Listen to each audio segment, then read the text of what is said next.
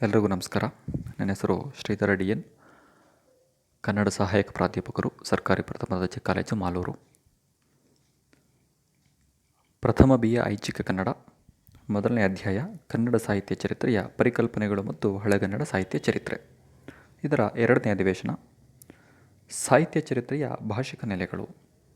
ಅಂದರೆ ಕನ್ನಡ ಸಾಹಿತ್ಯ ಚರಿತ್ರೆಯ ಭಾಷಿಕ ನೆಲೆಗಳು ಅಂದರೆ ಏನಾಗಂತಂದರೆ, ಕನ್ನಡ ಭಾಷೆಯ ಉಗಮ ಆದಂದಿನಿಂದ ಇಂದಿನವರೆಗೆ ತನ್ನ ಭಾಷಿಕ ನೆಲೆಗಳನ್ನು ಹೇಗೆಲ್ಲ ಬದಲಾವಣೆ ಹಾಕ್ಕೊಳ್ತಾ ಹೋಗಿದೆ. ಅಂದರೆ ಸಾಮಾನ್ಯವಾಗಿ ಯಾವುದೇ ಒಂದು ಭಾಷೆಯ ಉಗಮದ ಜೊತೆಗೆ ಒಂದು ಬಗೆಯ ಸಾಹಿತ್ಯದ ಉಗಮ ಕೂಡ ಆಗುತ್ತೆ. ಕನ್ನಡ ಭಾಷೆಯ ಉಗಮವನ್ನು ಇಂಥದ್ದೇ ಕಾಲದಲ್ಲಿ ಆಯಿತು ಅನ್ನೋದಕ್ಕೆ ಊಹಿಸೋದಕ್ಕೆ ಸಾಧ್ಯ ಇಲ್ಲ. ಆದರೂ ಕೂಡ ಸಿಕ್ಕಂತಹ ಕೆಲವು ಸಾಹಿತ್ಯಿಕ ಆಧಾರಗಳ ಹಿನ್ನೆಲೆಯಲ್ಲಿ ಒಂದು ನಿರ್ಧಾರಕ್ಕೆ ಬರ್ಬೋದು. ಅದರಲ್ಲಿ ನಮಗೆ ದೊರೆತಂಥ ಮೊದಲನೇ ಶಾಸನ ಹಲ್ಮಿಡಿ ಶಾಸನ. ಈ ಹಲ್ಮಿಡಿ ಶಾಸನದಿಂದನೇ ನಾವು ಭಾಷಿಕ ನೆಲೆಗಳನ್ನು ಗಮನಿಸ್ಬೋದು. ಈ ಹಲ್ಮಿಡಿ ಶಾಸನಕ್ಕಿಂತ ಹಿಂದೆ ನಮಗೆ ಮಹಾಭಾರತದಲ್ಲಿ ಕರ್ನಾಟ ಅನ್ನೋಂಥ ಒಂದು ಪದ ಸಿಗುತ್ತೆ. ಅದಾದ ನಂತರ ಅಶೋಕನ ಕಾಲದ ಬ್ರಹ್ಮಗಿರಿ ಶಾಸನದಲ್ಲಿ ಇಸಿಲ ಅನ್ನುವಂಥ ಒಂದು ಕನ್ನಡದ ಪದ ಸಿಗುತ್ತೆ. ಅದಾದ ನಂತರ ಗ್ರೀಕ್ ಪ್ರಹಸನದ ನಾಟಕಗಳಲ್ಲಿ ಕನ್ನಡದ ಪದಗಳಿದ್ದಾವೆ ಅಂತನ್ನೋಂಥ ವಿಚಾರವನ್ನು ನಮಗೆ ನರಸಿಂಹಾಚಾರ್ಯ ಅವರು ಹೇಳ್ತಾರೆ. ಅದಾದಮೇಲೆ ಹಾಲನ ಗತಾಸಪ್ತಶತಿ ಅನ್ನುವಂಥ ಕೃತಿಯಲ್ಲಿ, ಪ್ರಾಕೃತ ಭಾಷೆಯಲ್ಲಿರುವಂಥ ಕೃತಿಯಲ್ಲಿ ಕೆಲವು ಕನ್ನಡದ ಪದಗಳನ್ನು ನಾವು ಗುರುತಿಸ್ತೀವಿ.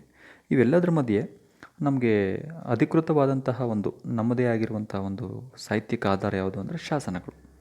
ನಮಗೆ ಶಾಸನಗಳಲ್ಲಿ ಹೇಗೆ ಭಾಷಿಕ ನೆಲೆಗಳು ಹೇಗೆ ಬದಲಾಗಿದ್ದಾವೆ ಅನ್ನೋದನ್ನು ನಾವು ಗಮನಿಸೋಣ. ಇದು ಹಲ್ಮಿಡಿ ಶಾಸನ. ಮೊದಲನೇದಾಗಿ ನಮಗೆ ಸಿಗುವಂತಹ ಸಾಹಿತ್ಯಿಕ ಆಧಾರ ಹಲ್ಮಿಡಿ ಶಾಸನ. ಈ ಹಲ್ಮಿಡಿ ಶಾಸನ ಕ್ರಿಸ್ತಶಕ 450ನೇ ಇಸವಿಗೆ ಸಂಬಂಧಪಟ್ಟಂಥ ಶಾಸನ. ಇದು ಕದಂಬರ ಕಾಲದ ಶಾಸನ. ಈ ಒಂದು ಹಲ್ಮಿಡಿ ಶಾಸನದಲ್ಲಿ ಬಳಕೆಯಾಗಿರುವಂಥ ಭಾಷೆ ಪೂರ್ವದ ಹಳೆಗನ್ನಡ. ಇಲ್ಲಿ ಪೂರ್ವದ ಹಳೆಗನ್ನಡ ಅಂತ ಹೇಗೆ ಗುರುತಿಸ್ಬೋದು ನಾವು?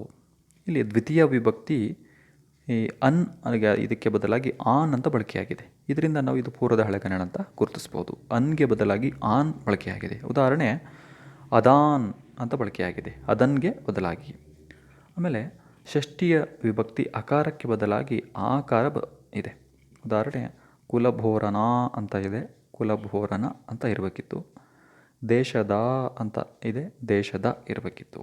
ಅಂದರೆ ಇದು ಹಳೆಗನ್ನಡ ಮತ್ತು ಪೂರ್ವದ ಹಳೆಗನ್ನಡದ ಎರಡು ಮಧ್ಯನ ವ್ಯತ್ಯಾಸ. ಪೂರ್ವದ ಹಳೆಗನ್ನಡ ಲಕ್ಷಣಗಳಿಗೆ ಇನ್ನೂ ಹಲವು ಉದಾಹರಣೆಗಳನ್ನು ಇಲ್ಲಿ ನಾವು ಸಾಕಷ್ಟು ಗಮನಿಸ್ಬೋದು. ಜೊತೆಗೆ ಕನ್ನಡ ಭಾಷೆ ಮೇಲೆ ಸಂಸ್ಕೃತ ಭಾಷೆಯ ಪ್ರಭಾವವನ್ನು ಕೂಡ ನಾವು ಇಲ್ಲಿ ಕಾಣಬಹುದು. ಪೆತ್ತಜಯನ್ ಎನ್ನುವಂತಹ ಅರಿಸಮಾಸವನ್ನು ಈ ಒಂದು ಶಾಸನದಲ್ಲಿ ನಾವು ಕಾಣಬಹುದು. ಅನಂತರ ಪೊಗಳೆ ಪೊಟ್ಟಣ ಎನ್ನುವಂತಹ ಕರ್ಮಣಿ ರೂಪವನ್ನು ಕೂಡ ನಾವು ಈ ಹಲ್ಮಿಡಿ ಶಾಸನದಲ್ಲಿ ಗಮನಿಸ್ತಾ ಹೋಗ್ಬೋದು. ಇವಿಷ್ಟು ಹಲ್ಮಿಡಿ ಶಾಸನದಲ್ಲಿ ಇರುವಂತಹ ಭಾಷಿಕ ನೆಲೆಗಳು, ಅಂದರೆ ಪೂರ್ವದ ಹಳೆಗನ್ನಡದ ಲಕ್ಷಣಗಳನ್ನು ಹೊಂದಿರುವಂಥ ಈ ಒಂದು ಶಾಸನ ಇದು. ನಂತರ ನಮಗೆ ಬಾದಾಮಿ ಶಾಸನ ಸಿಗುತ್ತೆ. ಕ್ರಿಸ್ತಶಕ 7ನೇ ಶತಮಾನದಲ್ಲಿ ಸಿಗುವಂಥ ಬಾದಾಮಿ ಶಾಸನ. ಈ ಒಂದು ಬಾದಾಮಿ ಶಾಸನ ಇದೊಂದು ತ್ರಿಪದಿಯಲ್ಲಿರುವಂಥ ಶಾಸನ. ಕಪ್ಪೆಯಾರ ಭಟ್ಟ ಎನ್ನುವಂತಹ ಒಬ್ಬ ವ್ಯಕ್ತಿಯ ವ್ಯಕ್ತಿತ್ವವನ್ನು ಕುರಿತು ಚಿತ್ರಿಸಿರುವಂಥ ಶಾಸನ. ಇಲ್ಲಿ ತ್ರಿಪದಿಗಳನ್ನು ಬಳಕೆ ಮಾಡಿದ್ದಾನೆ. ಇದು ಈ ಒಂದು ಶಾಸನದಲ್ಲಿ ಕನ್ನಡ ಭಾಷೆ ಪೂರ್ವದ ಹಳೆಗನ್ನಡದಿಂದ ಹಳೆಗನ್ನಡಕ್ಕೆ ಬದಲಾಗುತ್ತಿರುವಂತಹ ಲಕ್ಷಣಗಳನ್ನು ನಾವಿಲ್ಲಿ ಗುರುತಿಸಬಹುದು. ಓಕೆ, ಇದು ಈ ಶಾಸನದ ಪ್ರಾರಂಭದಲ್ಲಿ ಒಂದು ಗದ್ಯ ಮತ್ತು ಒಂದು ಸಂಸ್ಕೃತ ಶ್ಲೋಕವನ್ನು ಬಿಟ್ಟರೆ ಉಳಿದಂತಹ ಎಲ್ಲವೂ ಕೂಡ ತ್ರಿಪದಿಯಲ್ಲೇ ಇವೆ. ಅದಕ್ಕೆ ಉದಾಹರಣೆಯಾಗಿ ಒಂದು ತ್ರಿಪದಿಯನ್ನು ನಾನು ನಿಮ್ಮ ಮುಂದೆ ಹೇಳ್ತೀನಿ. ಅದು ಮೊದಲನೇ ತ್ರಿಪದಿ. ಸಾಧುಗೆ ಸಾಧು ಮಾಧುರ್ಯಂಗೆ ಮಾಧುರ್ಯಂ ಬಾದಿಪ್ಪ ಕಲಿಗೆ ಕಲಿಗೂ ವಿಪರೀತನ್ ಮಾಧವನೀತನ್ ಪೆರನಲ್ಲ. ಅಂದರೆ 3 ಸಾಲಿನ ಪದ್ಯವನ್ನು ನಾವು ತ್ರಿಪದಿ ಅಂತ ಕರಿತೀವಿ. ಓಕೆ, ಇದು ಬಾದಾಮಿ ಶಾಸನದ 3 ಸಾಲುಗಳು. ಅನಂತರ ನಮಗೆ ಬಾದಾಮಿ ಶಾಸನವಾದ ನಂತರ ಶ್ರವಣ ಬೆಳಗೊಳದ ಶಾಸನಗಳು ಸಿಗ್ತವೆ. ಶ್ರವಣ ಬೆಳಗೊಳದಲ್ಲಿ ಸಾಕಷ್ಟು ಶಾಸನಗಳು ಸಿಗ್ತವೆ ನಮಗೆ. 7ನೇ ಶತಮಾನದ ಬಾದಾಮಿ ಶಾಸನದ ನಂತರ ಸಿಗುವಂತಹ ಈ ಶ್ರವಣ ಬೆಳಗೊಳದ ಶಾಸನಗಳಲ್ಲಿ ನಾವು ಸಾಕಷ್ಟು ಬದಲಾವಣೆಗಳನ್ನು ಗಮನಿಸ್ಬೋದು. ಓಕೆ, ಇಲ್ಲಿರುವಂಥ ಶಾಸನಗಳು ಒಂಥರ ಚಿತ್ರಕಾವ್ಯ ಕೂಟದಂತಿವೆ. ಓಕೆ, ಏನು ಚಿತ್ರಕಾವ್ಯ ಕೂಟ ಅಂತಂದರೆ ಸಾಹಿತ್ಯಾತ್ಮಕವಾದಂತಹ ಭಾಷೆಯನ್ನು ಇಲ್ಲಿ, ಅಂದರೆ ಕಾವ್ಯಾತ್ಮಕವಾದಂತಹ ಭಾಷೆಯನ್ನು ಬಳಕೆ ಮಾಡಿರುವುದನ್ನು ಈ ಒಂದು ಶಾಸನಗಳಲ್ಲಿ ನಾವು ಕಾಣಬಹುದು. ಇಲ್ಲಿ ದೊರೆತಿರುವಂತಹ ಒಂದು ಶಾಸನದ 2 ಸಾಲುಗಳನ್ನು ತಮ್ಮ ಮುಂದೆ ಇಡ್ತೇನೆ. ಇದು ನಂದಿಪ್ರವರಸೇನ ಎನ್ನುವಂತಹ ಒಬ್ಬ ಜೈನ ಮುನಿ ಸಲ್ಲೇಖನ ವ್ರತವನ್ನು ಕೈಗೊಂಡು ತಾನು ಉಪವಾಸವನ್ನು ಮಾಡಿ ತಾನು ಸತ್ತಂಥ ವಿಚಾರ, ಅಂದರೆ ಆ ವ್ಯಕ್ತಿಗೆ ಸಂಬಂಧಪಟ್ಟಂತೆ ಕೆತ್ತನೆ ಮಾಡಿರುವಂಥ, ಅಂದರೆ ಆ ವ್ಯಕ್ತಿಯ ನೆನಪಿಗೆ ಸಂಬಂಧಪಟ್ಟಂತೆ ಕೆತ್ತನೆ ಮಾಡಿರುವಂಥ ಒಂದು ಶಾಸನ. ಅದರಲ್ಲಿ 2 ಸಾಲುಗಳು: ಸುರಚಾಪಂಬೋಲೆ ಬಿದ್ಯುಲ್ಲತೆಗಳ ತೆರೆವೋಲ್ ಮಂಜುವೋಲ್ ತೋರಿ ಬೇಗುಂ ಪೆರಿಗುಂ ಶ್ರೀರೂಪ ಲೀಲಾಧನ ವಿಭವ ಮಹಾರಾಶಿಗಳನ್ನೆಲ್ಲ ವರ್ಗಂ ಅಂತ ಈ ಒಂದು ಶಾಸನದ ಸಾಲಿದೆ. ಅಂದರೆ ಇಲ್ಲಿ ಭಾಷೆ ಕಾವ್ಯಾತ್ಮಕವಾಗಿ ಎಷ್ಟು ಚೆನ್ನಾಗಿ ಬಳಕೆಯಾಗಿದೆ ಅನ್ನೋದನ್ನು ನಾವಿಲ್ಲಿ ಗಮನಿಸ್ಬೋದು. ಅಂದರೆ 8-9ನೇ ಶತಮಾನದಷ್ಟು ಹೊತ್ತಿಗೆ ಕನ್ನಡ ಭಾಷೆ ಕಾವ್ಯವನ್ನು ಬರೆಯುವಷ್ಟರ ಮಟ್ಟಿಗೆ ಭಾಷೆ ಬಳಕೆಯಾಗಿತ್ತು ಅನ್ನೋದನ್ನು ನಾವಿಲ್ಲಿ ಗಮನಿಸಬಹುದು. ಇದು ಈ ಒಂದು ಶಾಸನ ಇದೆಯಲ್ಲ, ಈ ಒಂದು ಶಾಸನದ ಈ ಸಾಲುಗಳು ಮಹಾಸ್ರಗ್ಧರೆ ಎನ್ನುವಂತಹ ವೃತ್ತದಲ್ಲಿದ್ದಾವೆ. ಖ್ಯಾತ ಕರ್ನಾಟಕಗಳಲ್ಲಿ ಬರುವಂತಹ 6 ಖ್ಯಾತ ಕರ್ನಾಟಕಗಳಲ್ಲಿ ಕೊನೆಯದಾಗಿ ಬರುವಂತಹ ಮಹಾಸ್ರಗ್ಧರೆ ಎನ್ನುವಂತಹ ವೃತ್ತದಲ್ಲಿ ಇದೆ. ಓಕೆ, ಇಲ್ಲಿ ಅಂದರೆ ಶ್ರವಣ ಬೆಳಗೊಳದ ಶಾಸನಗಳು ಕಾವ್ಯಶಕ್ತಿಗೆ, ಅಲಂಕಾರಕ್ಕೆ, ವ್ಯಾಕರಣ, ವಿಚಾರ ಮತ್ತು ಭಾಷಿಕ ವಿವರ, ಜೀವನ ವಿವರಗಳಿಗೆ ಅತ್ಯಂತ ಉನ್ನತವಾದಂಥ ಸ್ಥಾನವನ್ನು ಗಳಿಸಿದ್ದಾವೆ. ಓಕೆ, ಇನ್ನು ನಮಗೆ ನಂತರ ಸಿಗುವಂತಹ ಕವಿರಾಜ ಮಾರ್ಗ ಕೃತಿಯಲ್ಲಿ ಭಾಷಿಕ ನೆಲೆಗಳು ಹೇಗೆ ಬದಲಾಗಿದ್ದಾವೆ ಅನ್ನೋದನ್ನು ನೋಡೋಣ. ನಮಗೆ ಸಿಗುವಂಥ ಮೊಟ್ಟಮೊದಲ ಉಪಲಬ್ಧ ಅಲಂಕಾರ ಕೃತಿಯೇ ಕವಿರಾಜ ಮಾರ್ಗ. ಕನ್ನಡದಲ್ಲಿ ಸಿಗುವಂಥ ಮೊಟ್ಟಮೊದಲ ಕೃತಿನೇ ನಮಗೆ ಕವಿರಾಜ ಮಾರ್ಗ ಸಿಗುತ್ತೆ. ಇದೊಂದು ಅಲಂಕಾರ ಕೃತಿ. ಓಕೆ, ಈ ಒಂದು ಅಲಂಕಾರ ಕೃತಿಯಲ್ಲಿ ಕವಿರಾಜ ಮಾರ್ಗಕಾರನಾದಂತಹ ಶ್ರೀ ವಿಜಯ ಕನ್ನಡ ನಾಡು ನುಡಿ ಇದ್ರ ಬಗ್ಗೆ ಸಾಕಷ್ಟು ಮಾತನಾಡ್ತಾನೆ. ಏನು ಕನ್ನಡ ನಾಡು ನುಡಿ ಬಗ್ಗೆ ಏನೇನು ಮಾತನಾಡ್ತಾನೆ?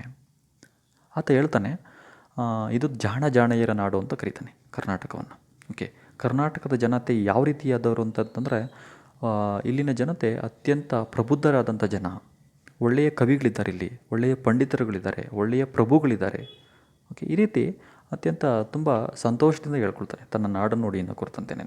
ಓಕೆ, ಆಮೇಲೆ ಕನ್ನಡದ ಪ್ರಾದೇಶಿಕ ಭೇದಗಳು ಹೇಗಿದ್ದಾವೆ, ಜನರ ಬುದ್ಧಿಶಕ್ತಿ ಯಾವ ರೀತಿ ಇದೆ, ಮುಂತಾದ ಹಲವಾರು ವಿಚಾರಗಳನ್ನು ಈತ ವ್ಯಕ್ತಪಡಿಸ್ತಾ ಬರ್ತಾನೆ. ಓಕೆ, ಇಲ್ಲಿ ಪಳಗನ್ನಡ ಎಂಬಂತಹ ಪದದ ಬಳಕೆಯನ್ನು ಕೂಡ ನಾವು ಕಾಣಬಹುದು. ನಂತರ ಕರ್ನಾಟಕದ ಎಲ್ಲಿಂದ ಎಲ್ಲಿವರೆಗಿತ್ತು, ಅಂದರೆ ಕರ್ನಾಟಕದ ಗಡಿ ಎಂದು ಕುರಿತಂತೆ ಮಾತನಾಡ್ತಾ ಬರ್ತಾನೆ ಒಂದು ಪದ್ಯದಲ್ಲಿ. ಕಾವೇರಿಯಿಂದ ಗೋದಾವರಿ ಮರವಿರ್ಪ ನಾಡದ ಕನ್ನಡದೋಳ್ ಭಾವಿಸಿದ ಜನಪದಂ ವಸುಭಾವಲಯ ವಿಲೀನ ವಿಷದ ವಿಷಯ ವಿಶೇಷಂ ಅಂತ ಒಂದು ಪದ್ಯದಲ್ಲಿ ಹೇಳ್ತಾನೆ. ಅಂದರೆ ಕನ್ನಡ ನಾಡು ಕಾವೇರಿ ನದಿಯಿಂದ ಹಿಡಿದು ಗೋದಾವರಿ ನದಿಯವರೆಗೆ ನಾಡು ಕರ್ನಾಟಕ ಆಗಿತ್ತು ಅನ್ನೋಂಥ ವಿಚಾರವನ್ನು ನಮ್ಮ ಮುಂದೆ ಹೇಳ್ತಾ ಬರ್ತಾನೆ. ಜೊತೆಗೆ ಕನ್ನಡ ಭಾಷೆ ಮತ್ತು ಸಾಹಿತ್ಯಗಳು ಪರಂಪರೆಯಾಗಿ ಬೆಳೆಯುತ್ತಾ ಬಂದು ಒಂದು ನಿಲುಗಡೆಯನ್ನು ಮುಟ್ಟಿದವೆಂಬುದನ್ನು ಒಂದು ಪದ್ಯದಿಂದ ತಿಳಿಯಬಹುದು. ಯಾವುದೋ ಪದ್ಯ ಅಂದರೆ, ನೆಲೆಸಿದ ಕಾವ್ಯವು ಕಾವ್ಯಕ್ಕೆ ಸತತವೂ ಲಕ್ಷಣವೆಂದೇ ತಿಳಿದು ಆಗಮ ಬಲಹೀನವಾದ ಕೆಲವರು ಅದು ದೇಶಿಯಲ್ಲ ಎಂದು ಅರಿತಿದ್ದರೂ ಪಳಗನ್ನಡವನ್ನು ಪೊಲಗೆಡಿಸಿ ನುಡಿವರು ಎಂಬ ಈ ಮಾತನ್ನು ಗಮನಿಸಿದ್ರೆ ಕನ್ನಡ ಭಾಷೆಯ ಅಂದಿನ ಸ್ಥಿತಿಯನ್ನು ಕೂಡ ನಾವು ಗಮನಿಸಬಹುದು. ಅನಂತರ ಕವಿರಾಜ ಮಾರ್ಗದಲ್ಲಿ ಇನ್ನೂ ಹಲವಾರು ವಿಚಾರಗಳು ಭಾಷೆಗೆ ಸಂಬಂಧಪಟ್ಟಂತೆ ವ್ಯಕ್ತ ಆಗಿದ್ದಾವೆ. ಅಲ್ಲಿ ಬಳಸುವಂಥ ಕುರಿತೋದದೆಯಂ ಕಾವ್ಯ ಪ್ರಯೋಗ ಪರಿಣತ ಮತಿಗಳು ಎಂಬಂತಹ ಸ್ತುತಿವಾಕ್ಯ ಇದೆ.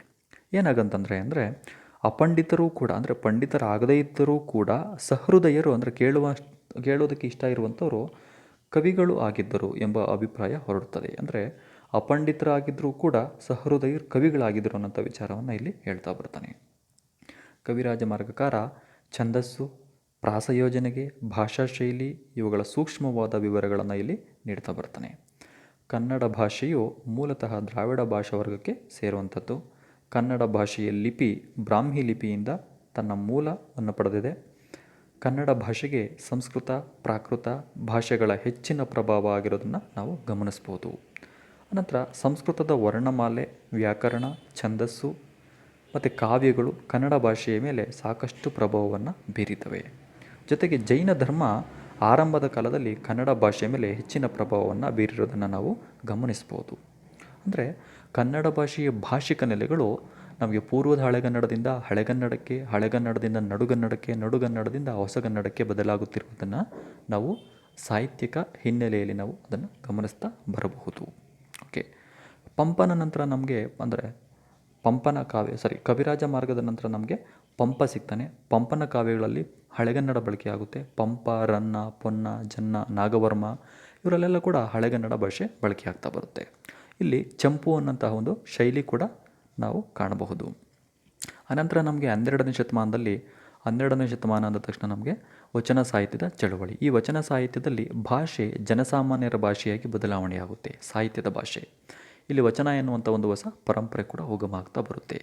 ಸಾಮಾಜಿಕವಾಗಿ ಹಿಂದುಳಿದಂತಹ ಸಾಕಷ್ಟು ವರ್ಗಗಳು ಒಂದು ಉನ್ನತ ಸ್ಥಾನಕ್ಕೆ ಬರುವಲ್ಲಿ ವಚನಕಾರರು ಸಾಕಷ್ಟು ಪ್ರಯತ್ನವನ್ನು ಮಾಡಿರುವಂಥದ್ದನ್ನು ಇಲ್ಲಿ ನಾವು ಗಮನಿಸ್ಬೋದು.